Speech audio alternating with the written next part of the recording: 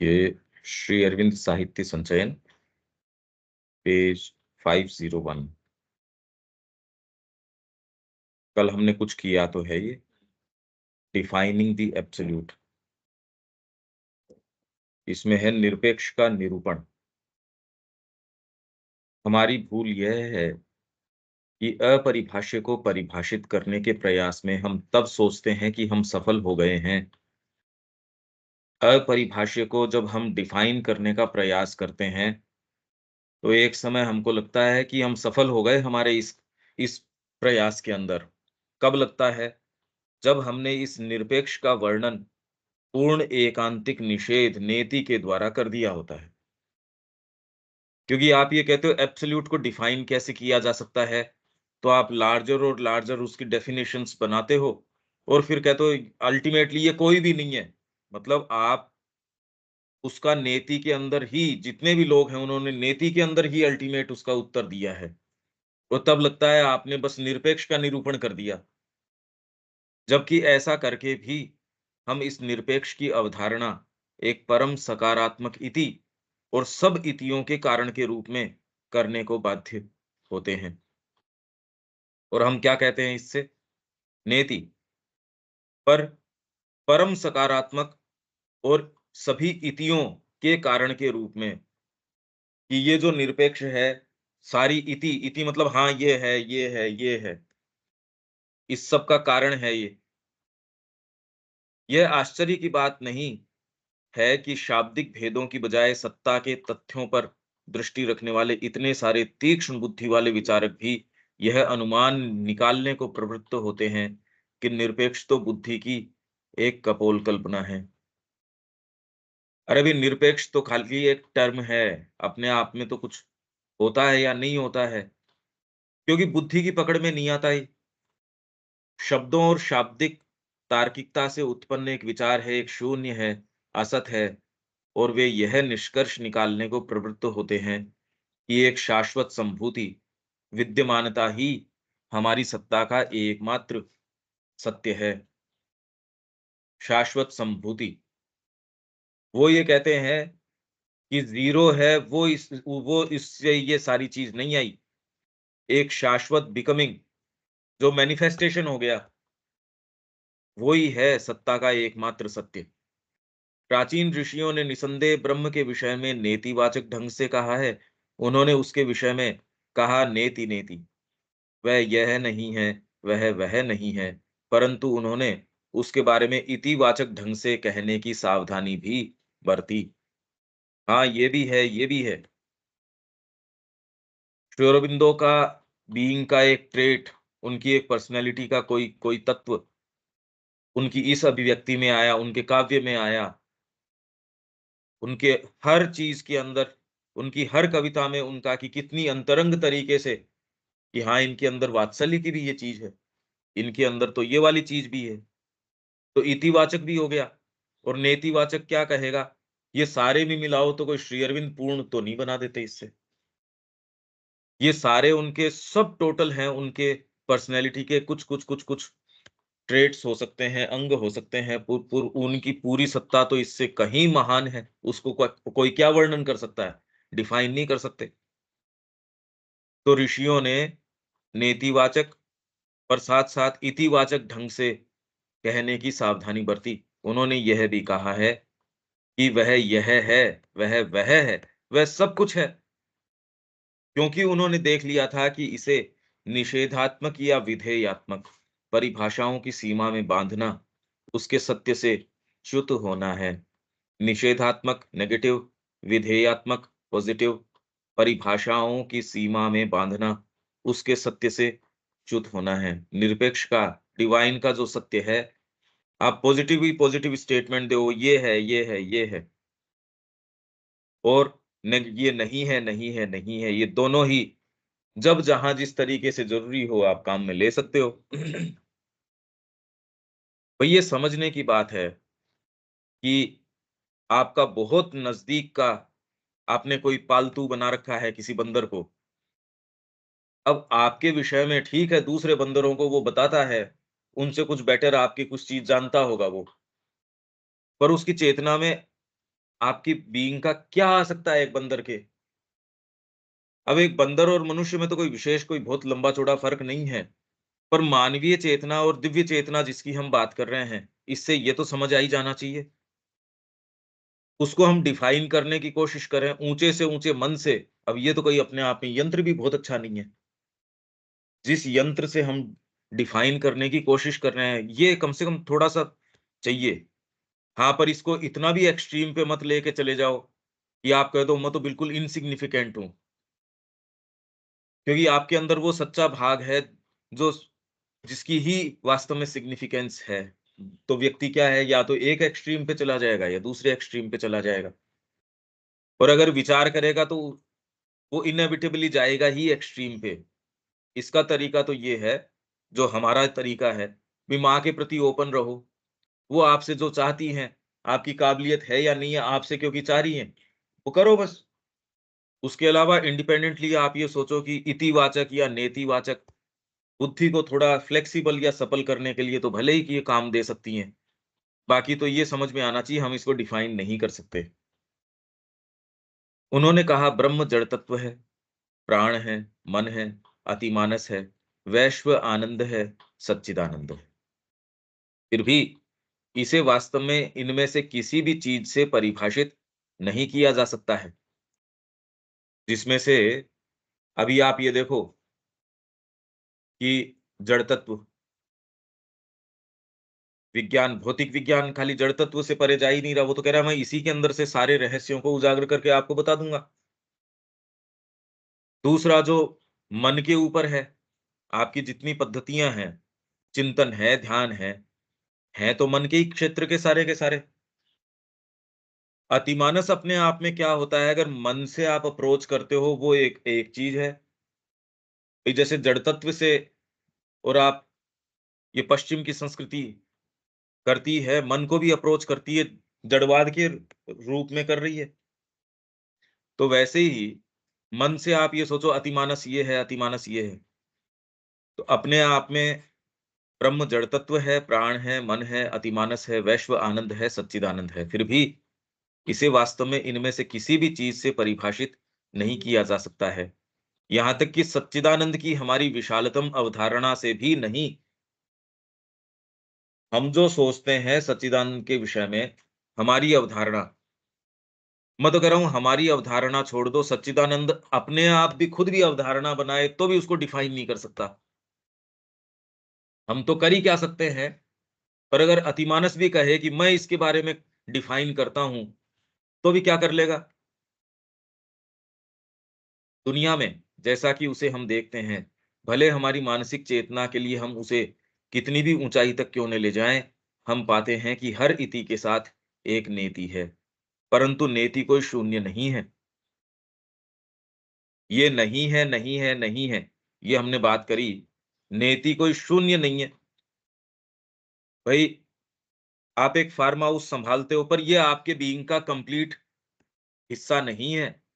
अरे तो नहीं है का मतलब वो नॉन एग्जिस्टेंट थोड़ी हो गया, काम तो फिर भी करता है वो व्यक्ति। ये संगीतकार है, पर संगीत ही इसका सर्वस्व नहीं है, सारी चीज नहीं है। तो नहीं बोलने का मतलब कि आपकी पूरी पर्सनैलिटी आपके संगीतज्ञ की जो क्वालिटी है उसमें नहीं आ जाती। पर वो शून्य थोड़ी हो गई, नॉन एग्जिस्टेंट थोड़ी हो गई। है तो सही। आपके ये तर्क समझ में आता है ना क्या कह रहे हैं ये?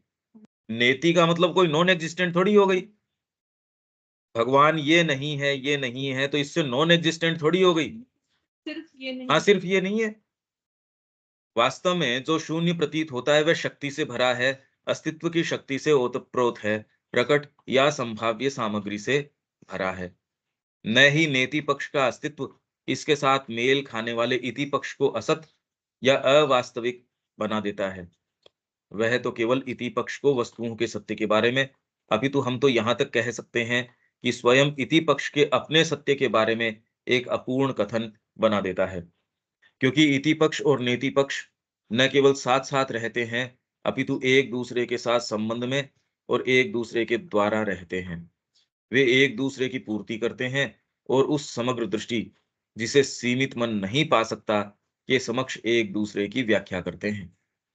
इनमें से प्रत्येक अपने आप में ही वास्तव में नहीं जा सकता।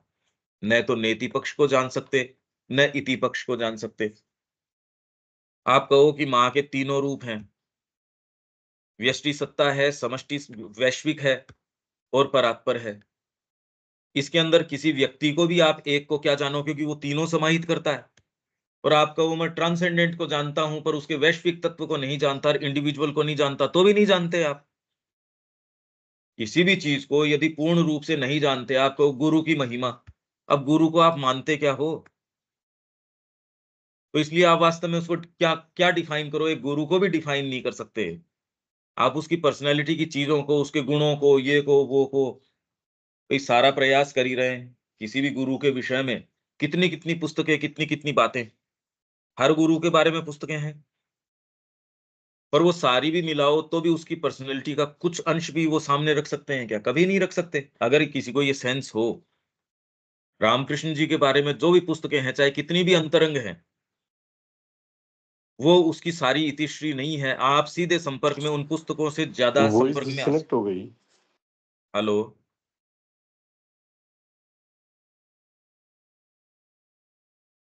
आवाज तो आ रही है। अच्छा, डिस्टर्बेंस आ रहा है वॉइस में। विवेक डिस्टरबेंस आ रहा है क्या? नहीं, वॉइस क्लियर है भैया। अच्छा, ठीक है। ठीक है।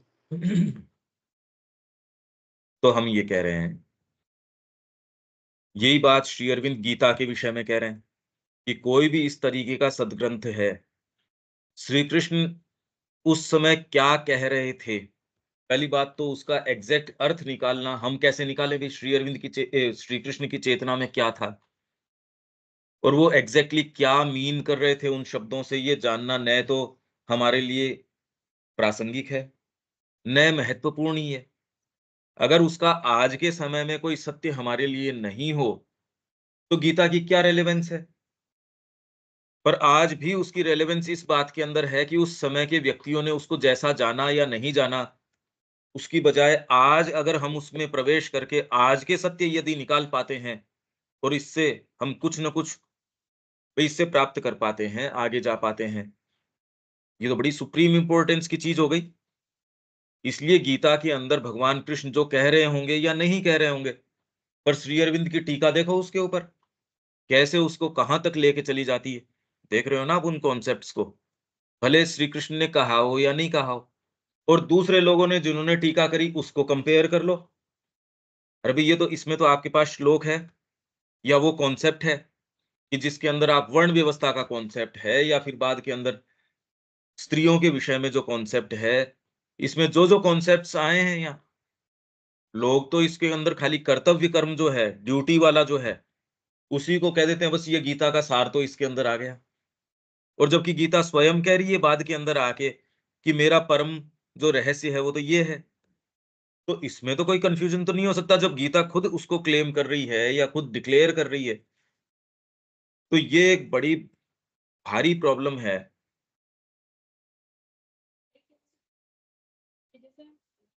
एब्सोल्यूट तो नहीं कर सकते हैं, तो क्या ये चीज हमारे ऊपर भी लागू होती है? हाँ, और क्या हमारा भी फिर individual aspect, then cosmic and transcendent यही तो एस्पेक्ट है हमारे यही तो पर्सन का? यही तो 12वें वॉल्यूम के अंदर क्या कह रहे हैं, सर्टिट्यूड्स में फिर पढ़ देता हूँ। ये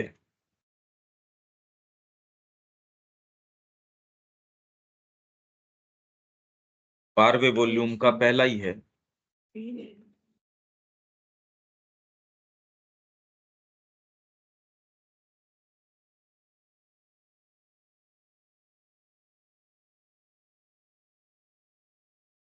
वन 182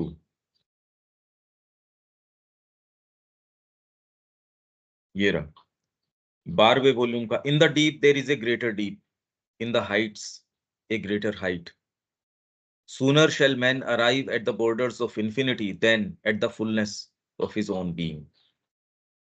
मनुष्य जो है वो बॉर्डर्स ऑफ इन्फिनिटी तक तो जल्दी अराइव कर सकता है, अनंतता के क्षेत्र तक तो वो जल्दी पहुंच जाएगा। Fullness of his own being, अपनी ही बीइंग की पूर्णता तक तो नहीं पहुंच सकता, क्योंकि वो स्वयं वही है।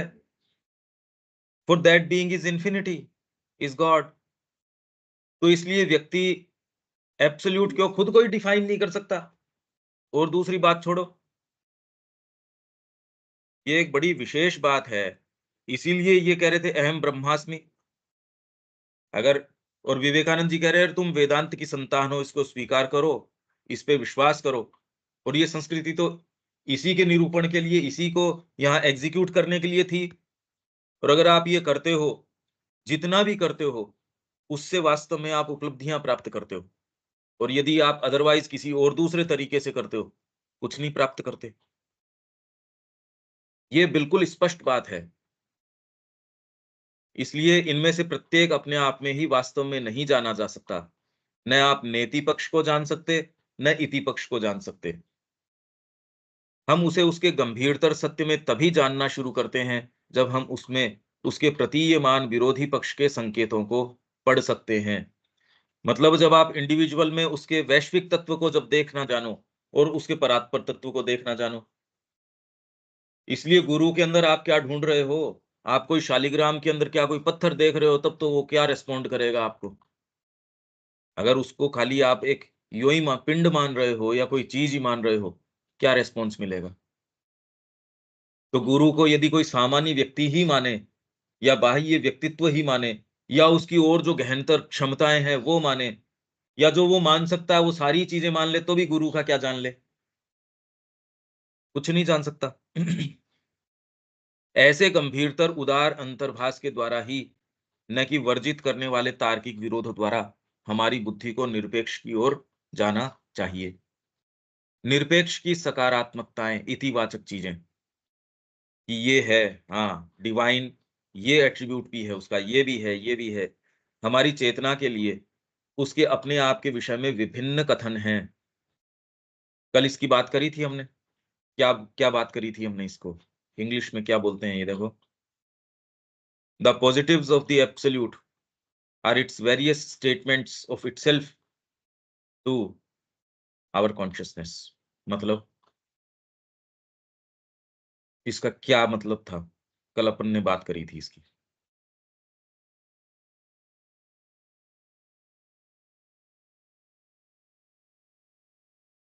Positives of the absolute are its various statements to its own of consciousness. Itself Of to our consciousness. हाँ, positives of absolute तो हो गया कि ये aspects हैं. ठीक है।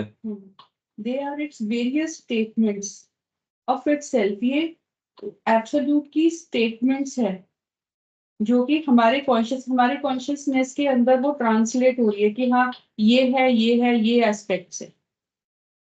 भाई दर्ज अगर आपके हो रही है, आपके जो चीज दर्ज हो जाती है उसको आप इतिवाचक कह देते हो, हाँ ये है, हाँ ये है, बाकी दर्ज नहीं भी।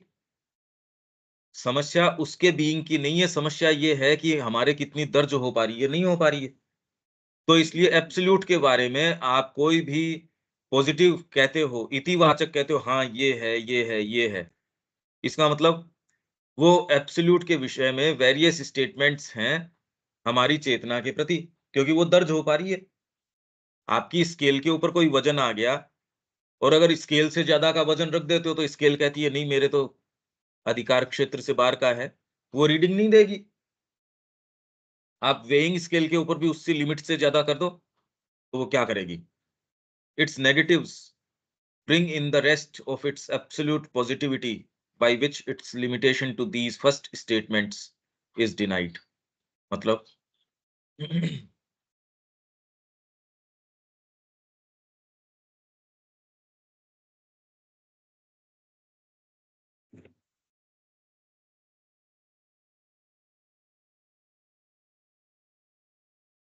अब ये हिंदी में क्या कह रहे हैं देखो, ये कह रहे हैं उसकी नकारात्मकताएं, मतलब निरपेक्ष के विषय में ये कह रहे हो भाई ये तो नहीं है, ये सगुण ही है, पर सगुण के अलावा भी है।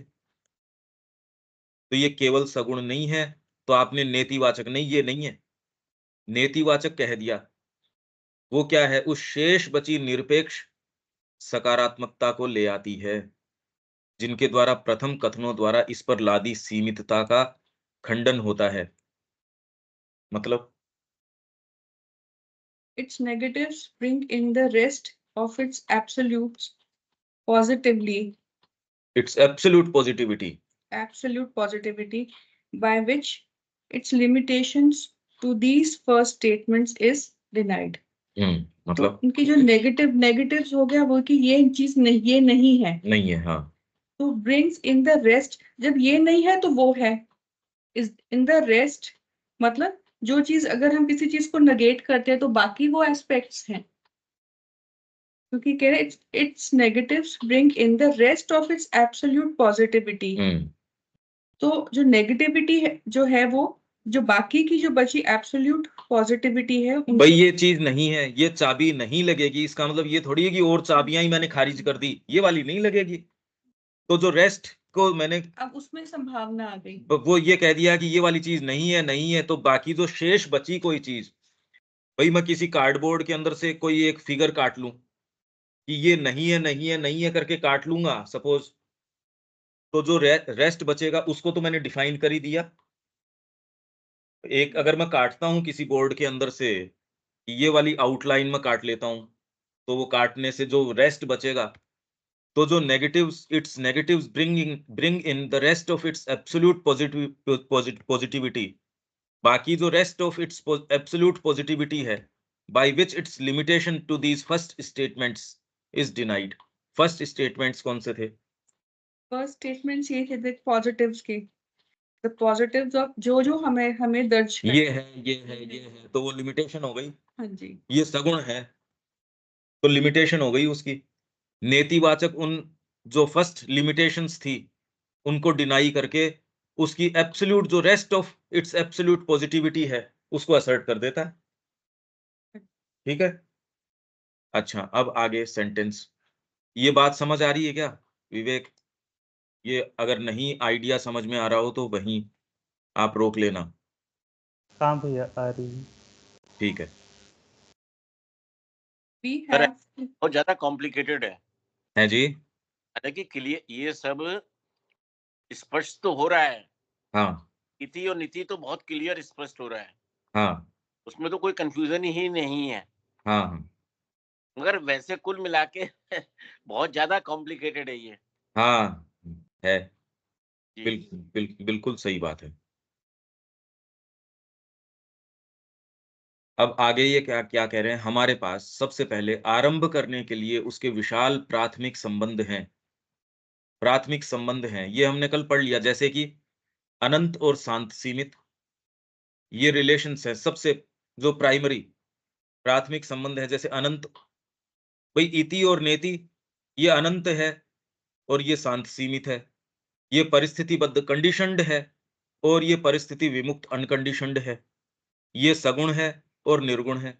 इनमें से प्रत्येक जोड़े में नकारात्मक पक्ष अपने सकारात्मक पक्ष की संपूर्ण शक्ति को छिपाए रहता है। मतलब कोई सा भी एक पक्ष कहो, आप कहो वो कंडीशनड है, पर वो कंडीशनड इसलिए मनुष्य है, कंडीशनड है, वो अनकंडीशनड नहीं है। मनुष्य तो कंडीशनड है बेचारा, पर वो कंडीशनड इसलिए है क्योंकि एक ऐसी स्टेट है अनकंडीशनड, वो अपने आप को कंडीशन कर सकती है। कंडीशनड क्या कंडीशन करेगा अपने आप को? अरे जो ऑलरेडी कंडीशनड है वो तो सोच के क्या कंडीशन करेगा? मनुष्य अगर बद्ध है तो वो तो बद्ध है ही, और क्या मतलब वो मुक्त या बद्ध की कोई बात ही नहीं है। एक स्टेट ऐसी है जो अपने आप को सचेतन तरीके से कंडीशन करती है। इसीलिए आप ये कहते हो क्योंकि उसने आपको किया है, तो इसलिए a mutual debt binds man to the supreme. उसने हमारी चेतना धारण की है, एक म्यूचुअल डेट है, इसलिए पारस्परिक ऋण है ये। क्योंकि उसने आपकी चेतना धारण कर ली, तो आप पलट के उसकी चेतना आप धारण करो। ये एक एक खेल है, ये एक पारस्परिक ऋण है ये। तो इसमें जो उसमें समाई रहती है और उसमें से उभरती है, इनमें कोई वास्तविक विरोध नहीं है। इसमें कोई भी वास्तविक की अनंत और सीमित, अनंत यदि नहीं होगा तो सीमित आएगा कहां से? अगर अनकंडीशनड कोई चीज नहीं होगी तो कंडीशनड आएगा कहां से? अगर निर्गुण व्यापक कोई चीज नहीं होगी तो सगुण आएंगे कहां से भाई? तो इसलिए एक कोई चीज कोई भी एक कहो वो दूसरी को असर्ट करती ही करती है अपने साथ। सत्यों के एक क्रम कम सूक्ष्म क्रम में हमारे पास हैं, सत्यों के एक कम सूक्ष्म क्रम, उसमें क्या है? परात्पर और वैश्व, वैश्व और व्यष्टि, ट्रांसेंडेंट और यूनिवर्सल, यूनिवर्सल और इंडिविजुअल। इसमें हमने देखा है कि इन जोड़ियों में से हर तत्व इंडिविजुअल और समष्टि मतलब कलेक्टिविटी। इसमें हमने देखा है कि इन जोड़ियों में से हर तत्व कौन सा? परात्पर और वैश्विक, वैश्विक और व्यष्टि। हर तत्व अपने विरोधी दिखाई देने वाले तत्व में समाहित होता है। इंडिविजुअल के अंदर यूनिवर्सैलिटी समाहित है। इंडिविजुअल को यदि आप धीरे धीरे धीरे धीरे विश्लेषण करते हो तो जड़ तत्व को भी अगर आप विश्लेषण करोगे तो जड़ तत्व भी अपने आप में आप पाओगे कोई एक सीमित चीज नहीं है, वो धीरे धीरे धीरे धीरे यूनिवर्सल होता जा रहा है। आप व्यक्ति को कैसे डिफाइन करते हो? यदि उसको जड़ रूप में भी डिफाइन कर रहे हो तो भी उसका रूप जो है एक, क्योंकि एक यूनिवर्सल चीज है इसलिए इंडिविजुअलाइज्ड फॉर्म ले लिया, जो कि विघटन होने के बाद में मान लो आप ये कहो कि इन पार्टिकल से, मॉलिक्यूल से, इससे बना है, पर वो भी एक सर्टेन शेप, एक यूनिवर्सल कोई चीज है, उसने ही तो शेप ली। अगर आप उसको दोबारा डिसइंटीग्रेट करते हो तो अपने मूल स्वरूप में फिर आ जाएगा। आप भौतिक तत्व के रूप में भी देखते हो तो ये कोई भी शेप जो ली है वो तो फंडामेंटल जो एलिमेंट्स है उन्होंने ली है। अगर आप उसको डिसइंटीग्रेट करते हो तो फंडामेंटल एलिमेंट में फिर मिल जाएंगे। तो कोई भी इंडिविजुअलिटी है वो यूनिवर्सलिटी को मान के चलती है, और यूनिवर्सलिटी है वो इंडिविजुअल के अंदर अपने आप को रूपायित करती है। नहीं, कोई अर्थ ही नहीं निकलता। हम बात कैसे करते हैं अगर इंडिविजुअल नहीं होते तो? यूनिवर्सल की बात ही कौन करता? व्यष्टि अपने अंदर वैश्विक तत्व की सभी व्यापक चीजों को समाये रहता है। हमारे अंदर मैंने तो कहा कि जड़ तत्व नहीं, अब प्राण, प्राण है वो आप ये पाओगे कि यूनिवर्सल प्राण है। आप में जितनी जो प्राण के माध्यम से जो चीजें आती हैं वो इंडिविजुअल नहीं है, वो एक पूरा एक डिजायर्स का है, वो भी एक वैश्विक समुद्र है। कामनाएं हैं, इच्छाएं हैं, जो भी चीजें हैं वो एक वैश्विक चीज से आ रही है सारी की सारी। हमारा सबकॉन्शियस है वो भी एक इस तरीके का समुद्र है जहां सारों के कॉमन सी चीजें आ रही हैं। फिर मन, मन तो एक बहुत व्यापक चीज है। तो आप ये पाएंगे कि व्यष्टि अपने अंदर वैश्विक तत्व की सभी व्यापक चीजों को समाये रहता है। वैश्विक चेतना अपने आप को असंख्य व्यक्तियों की विविधताओं से पाती है। और वैश्विक जो है, विश्व का कंसेप्ट ही कहां से आएगा अगर इंडिविजुअलिटीज नहीं होंगी तो? वो इंडिविजुअलिटी एक व्यक्ति की नहीं, मैं तो कह रहा हूँ सोलर सिस्टम की बात करो और उसके अंदर इंडिविजुअल, आप ग्रहों की बात करो, इन नक्षत्रों की बात करो, तो भी यूनिवर्स तो बनेगा, इन चीजों से बनेगा नहीं। यूनिवर्स बनेगा कैसे ये बताओ मेरे को? यूनिवर्स का कॉन्सेप्ट भी इन इंडिविजुअलिटीज से बना है। तो इसलिए वैश्विक चेतना अपने आप को असंख्य व्यक्तियों की विविधताओं से पाती है, विविधताओं को दबाकर नहीं। वैयक्तिक चेतना अपने आप को तब पूरी तरह परिपूर्ण करती है, इंडिविजुअल कॉन्शियसनेस तब फुलफिल होती है, कब होती है? जब वह ब्रह्मांड के साथ सहानुभूति और तादात्म्य में वैश्विक हो जाती है। इसलिए आपका प्रसार किसमें होता है? व्यक्ति का भी। आपके पास सच्ची पावर कब होगी? जब आपका विरोध करने वाला कोई हो ही नहीं। भाई इसीलिए भगवान को ओमनीपोटेंट कहते हैं, क्योंकि उसके अलावा कोई एग्जिस्ट ही नहीं करता। सर्वशक्तिशाली वो इसलिए है क्योंकि और कोई है ही नहीं। तो आप भी जब आप अपने बीइंग में यूनिवर्सैलिटी की ओर चलते हो तो धीरे धीरे धीरे धीरे आपके अंदर पूरा ज्ञान आने शुरू हो जाएगा। और इसीलिए यदि आप खाली अपने ऊपर केंद्रित हो तो उसके अंदर आप विपरीत चीज के ऊपर जाते हो। आप खाली अपनी अहंकारबद्ध चेतना में होते हो तो आप अपनी ही यूनिवर्सैलिटी का खंडन करते हो।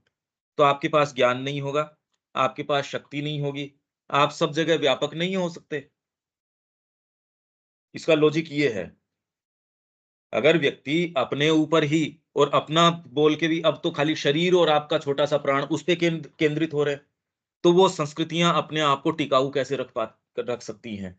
वो तो तकलीफ में आएंगी। क्योंकि इंडिविजुअल है वो अपने आप को फुलफिल करेगा यूनिवर्सल के अंदर। तो आपका कोई भी मूवमेंट, और इसीलिए सनातन धर्म वो कभी भी कोई इस तरीके की छोटी बातें नहीं करता। वो तो हमेशा ही व्यापकता की बातें करता है। कभी कोई, हर व्यक्ति को भी वो ये कह रहा है आप परमात्मा हो, आप सर्वम हो। आप ये देखो व्यक्ति को किस रूप में डिफाइन करता है, सनातन धर्म ही करता है और तो कोई करता नहीं। इसीलिए श्री अरविंद कह रहे हैं भावी विश्व धर्म यही होगा। भाई अपने आप में कोई एक पंथ नहीं है ना, इसको आप ये नहीं कह सकते हमने इसको डिफाइन कर दिया, एक छोटा सा संकीर्ण चीज नहीं है, यही आएगी आगे के समय में। तो वैयक्तिक चेतना अपने आप को तब पूरी तरह परिपूर्ण करती है जब वह ब्रह्मांड के साथ सहानुभूति और तादात्म्य में वैश्विक हो जाती है, न कि स्वयं को अहंकार में सीमित करके। ये तो परफेक्टली समझ में आ रहा लॉजिक। नहीं तो अगर आप अहंकार में सीमित करते हो तो आपके पास न ज्ञान होगा, न शक्ति होगी, कुछ नहीं होगा, न चेतना होगी, कुछ नहीं होगा। और जैसे ही आप अपना प्रसार करते हो वैसे ही आपके पास स्वतः ये सारी चीजें आ जाएंगी जो आप प्राप्त करना चाहते थे, पर मूवमेंट था मेरे को प्राप्त हो जाए, और ये मूवमेंट से आपके पास जो है वो और चली जाएगी। आपके पास कोई चेतना थी या ज्ञान था या शक्ति थी, वो यदि आप अपने आप के ऊपर अहम केंद्रित हो जाते हो, वो है वो और चली जाएगी। व्यक्ति के अंदर कुछ थोड़ा ज्ञान होता है और उसकी नुमाइश के अंदर लग गया तो है उससे वो अपनी चमक और खो बैठता है। और वहीं कोई व्यक्ति अपने आप को और व्यापक करने की करता है, धीरे धीरे धीरे धीरे उसमें स्वतः ही सारी चीजें वैसे ही आ जाएंगी। इस तरीके से है ये मूवमेंट। इसी तरह वैश्व तत्व भी अपने आप में और प्रत्येक वस्तु में परात्पर तत्व की पूर्ण अंतर व्याप्तता को समाहित रखता है। और जो यूनिवर्सल एलिमेंट है वो ट्रांसेंडेंटल एलिमेंट को अपने अंदर रखता है, नहीं तो यूनिवर्सल चल नहीं सकता। मैंने कल आपको क्या उदाहरण दिया था, यूनिवर्स तो मान लो उसके अंदर अभिव्यक्त जो जो संभावनाएं हैं, एक जैसे कैलाइडोस्कोप, उसमें आपके पास अलग अलग कुछ गिवन चेतनाएं हो गई, ये पाश्विक चेतना है, ये वाली चेतना है, ये वाली, कुछ उसमें आपके सर्टेन तरीके की जीव हो गए या सर्टेन ये हो गए, उनसे बन के आपके एक समीकरण अभी बन गया विश्व का। तो जितने अवतार आए उस समय के समीकरण को बिल्कुल चेंज करने के लिए, एक नया तत्व लाने के लिए आए जो हम नहीं समझ सकते। भगवान राम आए, उन्होंने आपके जो एथिकल बीइंग है उसको स्थापित करके कहा कि नहीं, वाइटल की निरंकुशता नहीं चल सकती, किसी के भी आप तो हाथ डाला, किसी की पत्नी को उठा के ले गए, ये नहीं चल सकती ये बात। पर आपने एक मानसिक धर्म का निरूपण कर दिया, एथिक जो एथिक्स हैं कि ये करना चाहिए, मर्यादा पुरुषोत्तम कहते हो आप उनको, मर्यादा है। भगवान कृष्ण है वो करे, ये मर्यादाएं हैं मानसी की, इनसे काम नहीं चलेगा। तो उन्होंने सारी मानसिक मर्यादाओं को तोड़ दिया, एक नया तत्व लिया है। अगर वो ये तत्व नहीं लेके आए तो मनुष्य जाति उन्हीं सीमाओं या उन्हीं जो आपको गिवन कुछ चीजें दे रखी है उनके ही अनंत कॉम्बिनेशंस बनाते रह सकते हो आप, उसमें आपको कभी दिक्कत नहीं होगी। पर नया तत्व इस मैनिफेस्टेशन में नहीं आएगा। अब श्री अरविंद ने लाके एकदम ही इसको सारे को छिन्न भिन्न कर दिया और एक नई चीज को लाके यहाँ मूर्तिमान कर दिया। वो इतनी नवीन है कि अभी तक तो हमारे समझ में ही नहीं आ रही कि वो क्या कर दिया। इसलिए आप पुराने देवताओं को और को यदि उनकी ओर चलते हो वो अब काम नहीं देंगे। वो तो सारे इस स्कीम को, श्री अरविंदो की स्कीम को फुलफिल करेंगे। आप अगर पुरानी ट्रेडिशनल स्पिरिचुअलिटी की ओर जाने फिर से मुड़ने की कोशिश करोगे, वो आप काम ही नहीं देगी, क्योंकि वो सारी तो इसके अंदर प्रयासरत है। तो इसलिए ये क्या कह रहे हैं, इसी तरह वैश्व तत्व भी अपने आप में और प्रत्येक वस्तु में परात्पर तत्व की पूर्ण अंतर व्याप्तता को समाहित रखता है। यह अपनी स्वयं की परात्पर यथार्थता की चेतना के द्वारा अपने आप को विश्व सत्ता के रूप में बनाए रखता है। वह प्रत्येक व्यष्टिगत सत्ता में उस सत्ता तथा अन्य सभी भूतों में दिव्य और परात्पर की अनुभूति के द्वारा अपने आप को पाता है। ये वैसे तो बता दिया, अब सेंटेंस तो मैंने, आप कुछ बताना चाहोगे क्या? क्या है ये सेंटेंस, क्या बोल रहा है? सेंटेंस में कुछ भी मिला नहीं। The universal particularizes itself in the individual. The individual contains in himself all the generalities of the universal. The universal consciousness finds all itself by the variations of numberless individuals. क्या कह रहे हैं? The universal particularizes itself ये तो हो गया। The universal consciousness finds all itself by the variations of numberless individuals. तो universal consciousness है, फाइंड्स ऑल इटसेल्फ, वो अपने आप को कहाँ पे फाइंड कर रही है, find all itself by the variation of numberless individuals. यहाँ पे जो जितने सारे इंडिविजुअल्स हैं, नंबरलेस इंडिविजुअल्स, और उनके अंदर हर एक के अंदर कोई ना कोई वेरिएशन है। इंडिविजुअल किसको कहें? इंडिविजुअल्स तो हम ये सृष्टि के अंदर इंडिविजुअल्स बोलेंगे, ह्यूमन को ही बोलेंगे ना, तो ह्यूमन से ही खाली थोड़ी हो गया, हाँ, मतलब पूरी सृष्टि हो गई। सृष्टि के। अरे पर यही तो अपने को पता, इंडिविजुअल कौन हो गए? इंडिविजुअल के अंदर आपके मनुष्य तो इंडिविजुअल हो ही गए, हाँ जी, पर मानवीय चेतना अब एक इकाई बन गई। अगर ह्यूमन कॉन्शियसनेस बोलो तो वो भी तो एक यूनिट हो गई। हाँ जी, वैसे ही आपके एनिमल कॉन्शियसनेस हो गई, वो भी एक यूनिट है, उसके अंदर उस यूनिट के सारे जो जो उसके सबसेट्स हैं वो सारे आ गए। फिर आपके वनस्पति की जो कॉन्शियसनेस है और उसमें जो इंडिविजुअल्स है वो सारे आ गए। ये सारा का सारा मिलके एक टेरेस्ट्रियल नेचर का निर्माण करता है, जिसके अंदर आपके भौतिक तत्व भी आए, जिसके अंदर आपके वनस्पति जगत आ गया, आप जिसके अंदर प्राणी जगत आ गया, मानवीय जगत आ गया। फिर इसमें आपकी विचार हैं, वो भी इंडिविजुअल्स हैं। भाई एक-एक विचार अपने आप के अंदर, अगर स्वतंत्रता का विचार है तो इंडिविजुअल है, वो अपने आप को अभिव्यक्त करना चाहता है। फिर कलेक्टिविटीज़ हैं, वो अपने आप में इंडिविजुअल्स हैं। जैसे कोई रेस है, वो एक इंडिविजुअल है। तो ये कॉस्मिक सत्ता हो गई वो। जैसे भारत, वो कह रहे हैं एक एक सत्ता है, एक इंडिपेंडेंट सत्ता है। उसके देशवासी सारे के सारे मिलके मान लो उस सत्ता के अंग हैं, पर वो सत्ता अपने आप में इन इंडिविजुअल से ज़्यादा कॉन्शियस है और वो अपने आप को अभिव्यक्त करना चाह रही है। तो अगर इन सारों को लिया जाए, इन नंबरलेस इंडिविजुअल्स को, और इनके जो वेरिएशंस हैं, एक व्यक्ति में भी कितने-कितने वेरिएशंस हैं, और ये जो हमने बातें करी, ये तो बड़ा ज़बरदस्त वेरिएशन हो गया। इतनी तो हम कॉम्प्रिहेंड कर पा रहे हैं। अभी ये भी तो समझो कि इतनी बात तो हम कर रहे हैं। प्राणिक जगत के ऊपर जो-जो सत्ताएँ होती होंगी, मानसिक जगत की अपनी होती होंगी, उसके आइडियलिज़म्स हैं। जैसे सावित्री के अंदर एक चैप्टर है, हेवन्स ऑफ द आइडियल।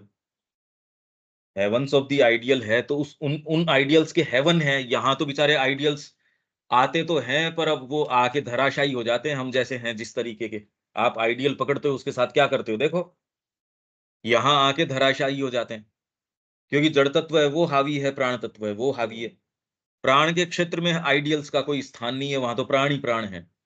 मन के क्षेत्र में जब आप जाते हो, तब वहां उसके हेवंस ऑफ द आइडियल, उसके फिर बाद में आइडियल्स जो है ना, उनके अपने स्वर्ग हैं, जैसा चाहो वैसा बना लो आप।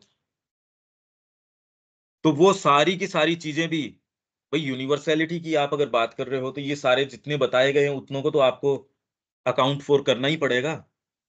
जितनी चीजें आपको वैरायटी बताई गई, उतनी तो कल्पना कर ही सकते हो, उतने तो इसके कंटेंट्स हैं ही। हालांकि इनका भी हमको नहीं पता, भौतिक विज्ञान भी अभी तक क्या जान पाया है। तो इसलिए ये कह रहे हैं numberless individuals, not by suppressing variations. Variations को सप्रेस करके आप कभी भी यूनिवर्सैलिटी की ओर नहीं जा सकते। यही काम तो बच्चे के साथ किया जा रहा है। सप्रेस कर रहे हो आप उसको, और खाली एक जो व्यापारिक मशीनरी है, उसके लिए एक पुर्जा बना रहे हो और फिर कह रहे हो इसका विकास करेंगे। इस कैसे हो सकता है? उसकी सप्रेस करके आप उसका विकास कैसे कर सकते हो? अभी तो एक एक आपने एक ये एक विचार कर लिया कि बस इसी को विकास कहना चाहिए, इसको एक सर्टेन भाषा सिखा दो कि कैसे जगत के अंदर ये अपना स्थान बना ले, पेट भर ले। यही तो कर रहे हो। ज्ञान से क्या लेना-देना अभी इसका? ज्ञान से तो कोई संबंध नहीं है। इन सब्जेक्ट्स का जिस तरीके से ही कर रहे हैं, उसका तो दूर-दूर तक ज्ञान से तो, अभी तो यहाँ तो पॉलिटिकली मोटिवेटेड है किताबें। आपको जो उदाहरण दिए जा रहे हैं और दिए जा रहे हैं, वो किस मानसिकता की सरकार है, उस तरीके के चैप्टर्स लेके आ रही है। ज्ञान से तो कोई संबंध नहीं है। हमारा ऐसा आपको साहित्य यहाँ उपलब्ध है, उसके बावजूद जिस तरीके का साहित्य ये परोस रहे हैं बच्चों को, तो ये तो कैसी बदमाशी है देखिए आप। कैसा अज्ञान फैल फैल रहा है, और उसमें कह रहे हो हम ज्ञान दे रहे हैं बच्चों को। ये तो बिल्कुल हो ही नहीं सकता, इसलिए सप्रेस कर रहे हैं ये तो। आपकी जो वास्तविक संभावनाएँ हैं, वो सप्रेस कर रहे हैं। So not by suppressing variations, the individual consciousness fulfills it all itself when it is universalized into sympathy and identity with the cosmic. और individual consciousness तब अपने आप को fulfill करती है, जब वो कॉस्मिक जो है उसके साथ सिंपैथी और आइडेंटिटी में आ जाती है। कैसे? जैसे भारत एक कॉस्मिक सत्ता है, एक इंडिविजुअल आप पैट्रियोट कह देते हो किसी को, देशभक्त। जब वो उसके लिए इतना ज़्यादा उसके तादात्म्य में आ जाता है, तो उसकी अंतरात्मा की वाणी उसके माध्यम से बोल देती है कि ये करो। श्री अरबिंदो के माध्यम से इस पूरी संस्कृति ने अपनी वाणी कह दी। इस पूरी मनुष्य जाति ने, इसके क्रम विकास ने उनके माध्यम से सारी ही चीजें, नहीं तो ह्यूमन साइकिल कैसे आए, या आगे तक का क्रम विकास क्या होना चाहिए उसको रीराइट कर दिया सावित्री के माध्यम से। ये सारी चीजें कैसे आ गई भाई? क्योंकि इनका बीइंग कोई अपने आप में, किसी को जो लोग इनसे मिले, उन्होंने कहा किसी इंडिविजुअल या कोई व्यक्तित्व का इंप्रेशन नहीं आता श्री अरबिंदो से मिलके, ये तो अथाह यूनिवर्सैलिटी का इसमें इंप्रेशन आता है। टैगोर जब उनसे मिले, तो क्या मैं ऐसे मिलके ऐसे लगा कि ये आत्मा की खोज कर रहे थे और उसको इन्होंने प्राप्त कर लिया है। घनीभूत रूप से इनके अंदर वो चीज है। क्या अर्थ निकलता है इसका, सोचो आप। और या फिर एक व्यक्ति से आप मिलते हो तो वो क्या मिलते हो, उसमें बहुत छोटी सी चीज से मिलते हो। तो व्यक्ति भी जो है अपने आप को परिपूर्ण कब करता है? जब सिंपैथी और आइडेंटिटी में अपने आप को यूनिवर्सलाइज कर देता है, not by limiting itself in the ego. और आज यही असर्ट किया जा रहा है, इसी को आप सफलता के मानक के रूप में रख रहे हो, आप सामने प्रोजेक्ट कर रहे हो सफलता के रूप में। तो ये तो आपकी वास्तविकताओं का खंडन करना हो गया। अब ये लॉजिक समझ में आ रहा है इसका? तो ये सारा प्रयास जो है, अब ये बात यदि हमारे समझ में आ जाए तो हम एटलीस्ट कम से कम कन्विक्शन से आपके समझ में आ गई, दूसरे को कह सकते हो। इसमें अब भ्रम कैसे रह सकता है इस बात के अंदर कि आप यदि अपने आप पे केंद्रित हो तो भी सही तरीका तो ये है यूनिवर्सलाइज कर दो, तो आपका सच्चा कल्याण तो उसमें होगा। ये श्री अरविंद कहते हैं कि open to the mother, basically यही वो प्रक्रिया। माँ तो ट्रांसेंडेंट भी है, खाली यूनिवर्सल ही नहीं। हाँ जी, तो इसलिए माँ की जो कृपा है, वो एनी टाइम कोई भी चीज, अगर आपने नियम बना लिया ऐसे करने से तो ये होगा, ऐसे करने से ये होगा, हो सकता है वैश्विक नियमों में तो वो ठीक है, अरे पर माँ तो कुछ भी चीज लेके आ सकती है। इसलिए आप कोई प्रक्रिया जो बताते हो, इतने समय में ये होगा, इतने वर्षों में ये होगा, ऐसे करेंगे तो चेत, ये बातें काम ही नहीं देती, क्योंकि माँ कुछ भी कर सकती है। वो तो एक ट्रांसेंडेंट की चीज है भाई। तो अगर माँ के प्रति ओपन होते हो, वास्तव में ओपन होते हो, तो आपकी क्षमताएं अक्षमताएं रहती नहीं ना, फिर वो आपको प्रेरणा दे देंगी। और आप अपनी क्षमता अक्षमता के हिसाब से तो करोगे, तो सपोज पूरे एक किसी देश का मैंडेट भी आपके पास है, तो कर क्या लोगे? गिवन कंडीशंस में ही काम कर सकते हो आप। भी आप कहो पूरा देश आपके कहे एकदम चल रहा है और आप एक यूनिट की जैसे भी मूव कर रहे हो, तो भी क्या कर लोगे? आप वो ही कर सकते हो जो मानवीय क्षमता में हो सकता है। माँ वो करेंगी जो एक परात्पर क्षमताओं के अंदर जो जो चीजें यहाँ अभिव्यक्त हो सकती हैं। ये लॉजिक है इसका। तो इसलिए so too the cosmic contains in all itself and in each thing in it the complete immanence of the transcendence। इसलिए कॉस्मिक के अंदर क्या है? कंप्लीट इमानेंस, मतलब अंतर्व्याप्त है। कॉस्मिक के तार तार के अंदर ट्रांसेंडेंट है, इसलिए आप कभी भी ट्रांसेंड कर सकते हो। यहाँ हर चीज जो है, इमानेंस मतलब उसके अंदर व्याप्त है, इमानेंट है। It maintains itself as the world being by the consciousness of its own transcendent reality. It finds itself in each individual being by the realization of the divine and transcendent in that being and in all existences।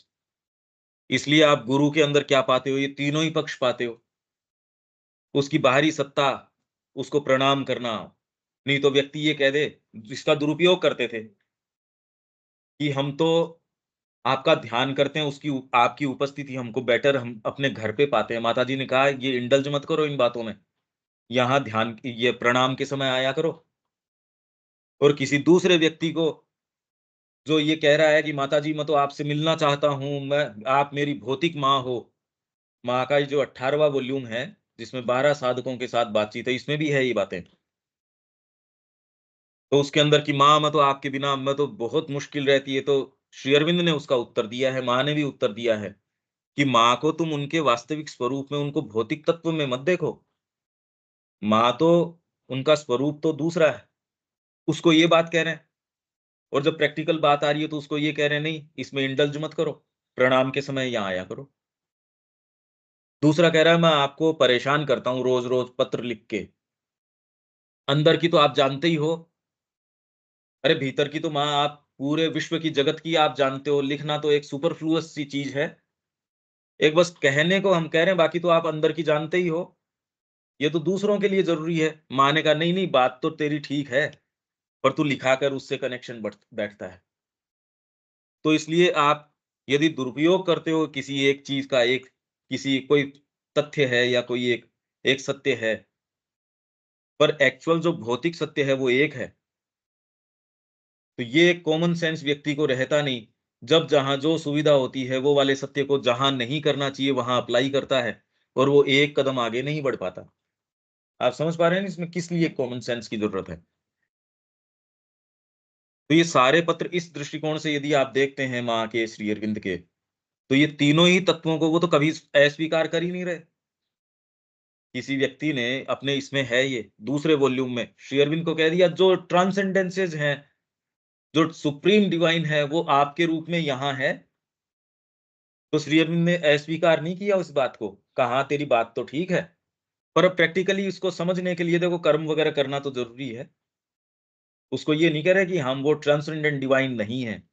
हाँ, हम हैं, पर अब तेरे को इसको चरितार्थ रूप से भी तो अनुभव करना चाहिए। क्योंकि तू अभी मान तो रहा है, पर तेरे सारे भाग नहीं मान रहे ना इस बात को। It maintains itself as the world being by the consciousness of its own transcendent reality. It finds itself in each individual being by the realization of the divine and transcendent in that being. उस being में जो transcendent है और जो divine है, उससे जब आप साक्षात्कार कर लेते हो, यही बात हमने करी, पर इससे आप उसके वैश्विक तत्व को भी नकारते नहीं और उसके इंडिविजुअल तत्व को भी नकारते नहीं। नहीं तो गुरुजी दर्द के अंदर तड़प रहे हैं और आप ये कहो गुरुजी तो परात्पर तत्व हैं। अरे यार परात्पर है, पाँव दबा अभी जाके। गुरुजी कह रहे यार पानी पिला।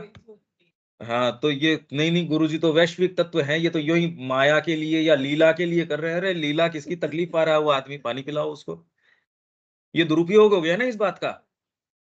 तो आप ये फिर बाद में ये इति और नेतिवाचक शब्द में कहोगे तो गुरुजी ये फिर बाद में हाड़मास का पिंजरा है। अरे नहीं है, वो तो नहीं है, पर तेरे ट्रांसलेशंस गलत है ना। ये गड़बड़ हो जाती है इसके अंदर। तो it finds itself in each individual being by the realization of the divine and transcendent in that being. उस being में जो divine और transcendent है, उसको रियलाइज कर लेता है। तो व्यक्ति से आप कौन से भाग से मिलते हो, आप ये रियलाइज कर लेते हो कि इसमें डिवाइन है और इसमें ट्रांसेंडेंट है, तो व्यक्ति वही संवाद करेगा। दूसरा लगता है आप इससे ऐसी कैसे बात कर रहे हो, अरे क्यों नहीं कर रहे, क्योंकि हमारा दृष्टिकोण दूसरा है। दूसरा व्यक्ति ये देखता है कि ऐसे करने से तो ये ऑफेंडेड महसूस करेगा, आप ऐसे कैसे कह रहे हो, इससे तो ये आहत महसूस करेगा आपके एथिक्स के हिसाब से, क्योंकि आप ये सोच रहे हो कि इससे ठीक बनाए रखना अच्छा होता है। नहीं तो आप बुरे लगते हो उसकी नजर में, या आपको अच्छा नहीं लगता, आपको कोई इस तरीके से कहता तो कैसा लगता, आपको कौन सी चीज ऑफेंड कर रही है, आपको ये भाव कि आपको यदि ये कहा जाता, यही बात अर्जुन को लग रही थी। वो कोई दया के कारण, उसके कारण थोड़ी कि ओहो इससे तो मेरे को जो होने वाला तकलीफ है वो मैं सहन नहीं कर पाऊंगा, इसलिए ज्ञानियों की सी बात कर रहा था वो। The transcendent contains manifest constitutes the Cosmos. और ट्रांसेंडेंट परात्पर जो तत्व है वो अपने आप के अंदर कंटेन रखता है, मैनिफेस्ट करता है, कॉन्स्टिट्यूट करता है, समाहित रखता है, मतलब उसका निर्माण करता है किसका, the cosmos. And by manifesting it manifests or discovers, as we may say in the old poetic sense of that word, its own infinite harmonic varieties. और ऐसा करके ट्रांसेंडेंट क्या करता है, परात्पर अपनी खुद की अनंत हार्मोनिक वैरायटीज, हार्मोनिक मतलब तो बड़ी समस्वर है, हार्मनी के अंदर है, आपके 500 तरीके के साज हैं, सबको मिला के एक हार्मनी के अंदर आप चल रहे हो। तो यहाँ कितनी कितनी चीजें हैं, आप एक को नहीं हटा सकते यहाँ से, क्योंकि किसी यूनिवर्सल और ट्रांसेंडेंट हार्मनी को यहाँ अभिव्यक्त कर रही है। तो आप किसी को सप्रेस नहीं कर सकते, पर हाँ, किसके साथ क्या करना चाहिए माँ बताएगी। इसलिए आप इंडिविजुअली किसी की चैरिटी भी नहीं कर सकते। चैरिटी का जो सेंस है कि मैं इसका कल्याण कर दूं, वो भी आप नहीं कर सकते, क्योंकि उसका सच्चा कल्याण तो माँ जानती है किस चीज के अंदर है। तो माँ की विल से जुड़ के ही आप सच्चा कल्याण भी कर सकते हो। यदि कल्याण भी करने की आपके मन में है, वो भी तभी हो सकता है, क्योंकि अगर अगर आप इंडिविजुअली यूं कोई कल्याण का मन में करके और यूं करना शुरू कर दो, वो उसकी उस व्यक्ति की हार्मनी को भी खराब कर देगा। वो व्यक्ति एक सर्टेन हार्मनी जो लेके आया उसको भी छिन्न भिन्न कर देगा। इस लॉजिक को समझो। अगर ये इस तरीके का एब्सोल्यूट का लॉजिक है, तो इंडिविजुअल के साथ यही भारतीय संस्कृति ने यही बातें करी perfectly. But even in the lower orders of the relative, lower orders of the relative, we find this play of negative and positive. मतलब lower orders of relative क्या क्या मतलब हुआ? Lower orders we find this play of negative and positive, बस यहीं तक, आगे तो नहीं। ये क्या मतलब हुआ? lower orders of relative the relative, of the relative. हाँ मतलब lower orders मतलब जो निचली प्रकृति है। ऑफ द रिलेटिव, रिलेटिव मतलब relative तो हमेशा कंपैरिजन के अंदर हम करते हैं ना कि ये उसके रिलेटिव है। हाँ, the यहाँ relative. यहाँ क्या मतलब हुआ? ज्यादा क्लियर नहीं हो रहा। भाई हम अभी क्या कर रहे हैं, टाइटल क्या है इसका? Defining the absolute. एब्सोल्यूट। हम्म। पर यदि आप इस जगत में जो रिलेटिव्स का जगत है, रिलेटिव्स मतलब सापेक्ष है, एब्सोल्यूट तो कोई है ही नहीं कोई चीज। किसी एक व्यक्ति के लिए इस समय एक धर्म लागू होगा, वो दूसरे के लिए लागू नहीं होगा। आप किसी के ऊपर करुणा दिखाओगे, किसी के ऊपर दया दिखाओगे, और किसी के ऊपर अपना क्षात्र तेज है, वो अपना जो भयंकर रूप है वो दिखाओगे, और वो करके भी उसका कल्याण कर रहे हो। तो यहाँ एक रिलेटिव चीज है। आप जैसे कहो चेतना, ये शब्द भी रिलेटिव है व्यक्ति व्यक्ति के हिसाब से। आप कहो ज्ञान, आप कहो प्रेम, कोई भी चीज है, यहाँ सब रिलेटिव है। सब्जेक्टिव भी बोल सकते ना, रिलेटिव सापेक्ष है, सब्जेक्टिव की बात नहीं, कि रिलेटिव चीज है ये। आप कोई भी जो बात करते हो भाई किसके लिए कितनी, मैं पूरा तृप्त हो गया, अब पर रिलेटिव बात हो गई ना।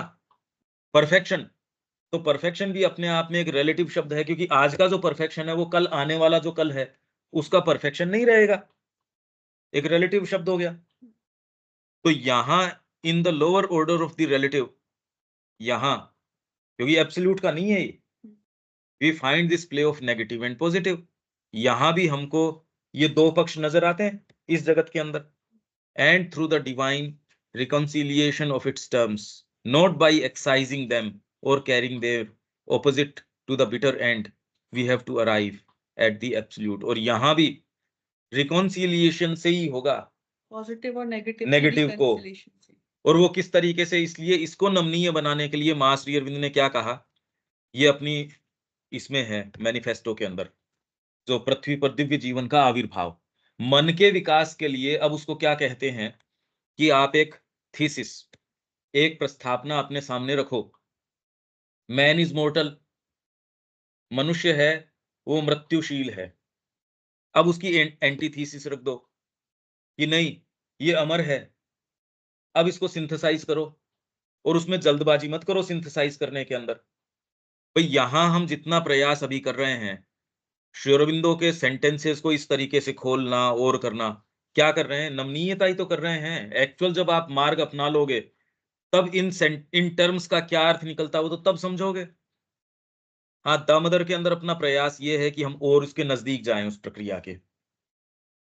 पर यहां तो सेंटेंस खोलना और उसको एक सही दृष्टिकोण से कि भाई इतना इसका अर्थ निकलता है सेंटेंस का, ये हम कोशिश कर रहे हैं।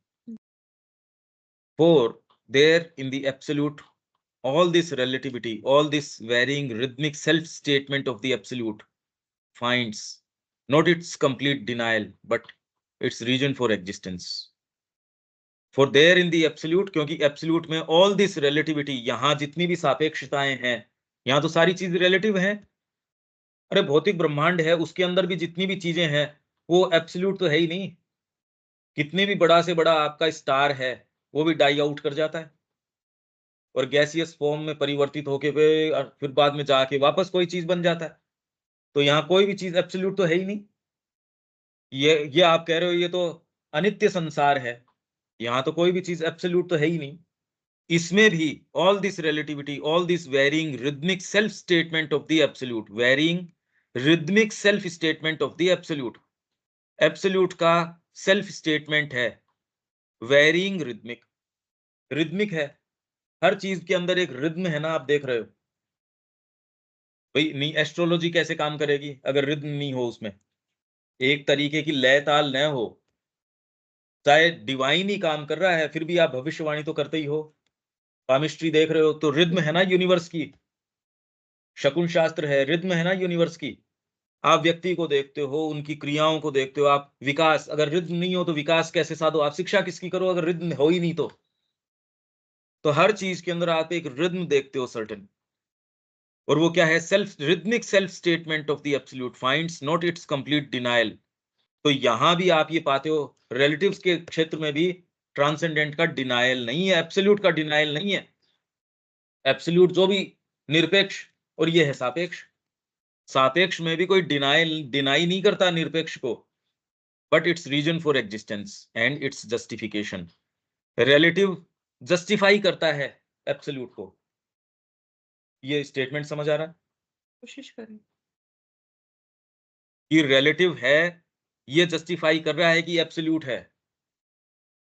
जैसे अनंत है इसलिए सीमित है, वैसे ही एब्सोल्यूट है इसलिए सापेक्ष है। रिलेटिव है, नहीं तो रिलेटिव अपने आप में रह ही कैसे सकता है। इसलिए रिलेटिव की एग्जिस्टेंस है वो जस्टिफाई करती है एब्सोल्यूट की एग्जिस्टेंस और उसके जस्टिफिकेशन को। ठीक है, not its conviction as a lie, कि ये झूठ बात नहीं है, एक व्यक्ति का होना और मर जाना झूठी बात नहीं है।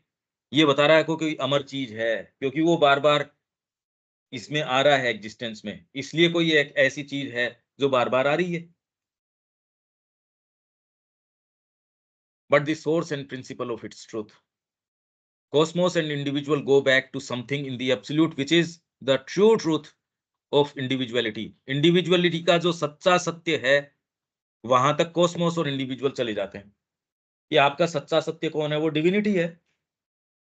तो जब आप किसी व्यक्ति का भी विश्लेषण करते हो, जैसे आप ये कहते हो कि विज्ञान ये कहता है कि असंख्यों कण हैं लगातार आ रहे जा रहे हैं, फिर भी कोई चीज बनी क्यों रह रही है, और फिर भी परिवर्तन उसमें क्षण क्षण आ रहा है।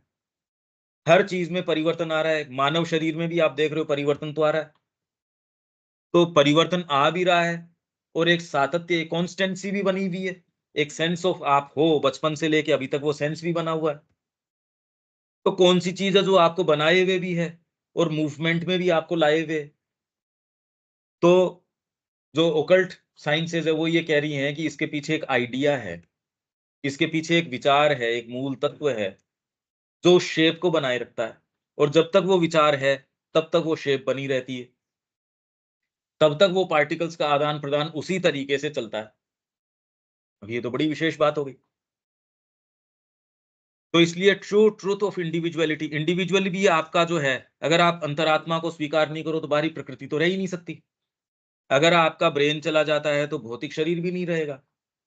मन अगर आपका प्राण चला जाए तो शरीर नहीं, मन चला जाए तो प्राण नहीं, और अंतरात्मा यदि चली जाती है तो ये नहीं रह सकते। तो आप ये विश्लेषण से आप ये पाते हो कि आप जो रिलेटिव अपने आप को समझते हो उसका ट्रुथ भी वास्तव में आपका यूनिवर्सलिटी में, क्योंकि आपका प्राण है वो यूनिवर्सल प्राण है, माइंड है वो यूनिवर्सल माइंड है, जड़ तत्व भी है वो कोई एक यूं थोड़ी है, और अंतरात्मा है उसकी यूनिवर्सलिटी तो है ही, ये हमने पहले भी बात करी थी।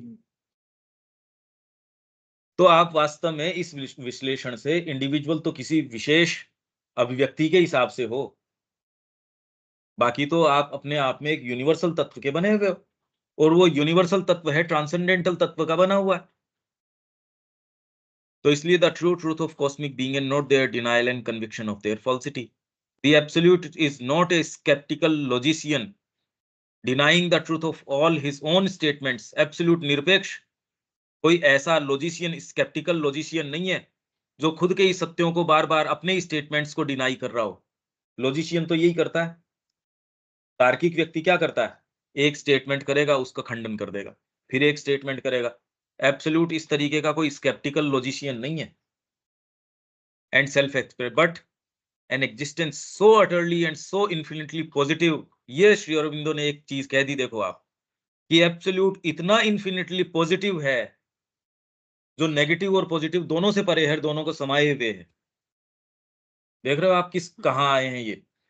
इसलिए आप अपने आप को आध्यात्मिकता में जाके किसी शून्य में या कोई ऐसी ऑब्सक्योर चीज में नहीं खो देते, आप सुप्रीम पॉजिटिव के ऊपर पहुंच जाते हो। नहीं तो कौन जाएगा वहां जाने के लिए? अगर यही कहे कि आप ये नेति करते रहो और इति करते रहो, आदमी कहते क्यों जाऊं मैं फिर बाद में, तो ये जीवन कौन सा खराब है मेरा।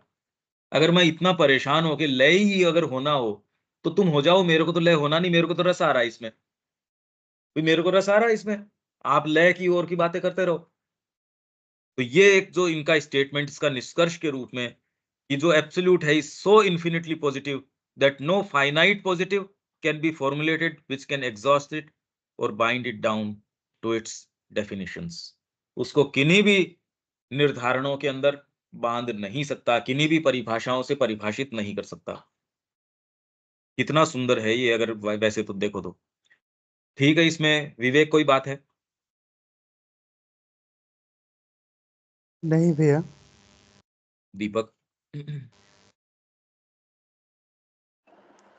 हाँ नहीं, वो तो अच्छे से समझ में आ रहा है चीजें। बाकी तो ये तो खाली एक मतलब इंटेलेक्चुअली जिसको जितना मैक्सिमम समझ सकते हैं या और क्या हो सकता है, वही बात है। हाँ, पर ये श्री अब अरविंद की कोई पद्धति को समझने के लिए हाँ और दूसरे जो आर्ग्यूमेंट्स दे रहे हैं, उन आर्ग्यूमेंट्स का कहाँ तक वो जाते हैं और श्री अरविंदो क्या कहते हैं, इसको तो कंपेयर हम कर ही सकते हैं इससे। हम्म तो यहाँ विराम देते हैं, कल मिलते हैं। जय श्री मां। जय श्री राम। जय श्री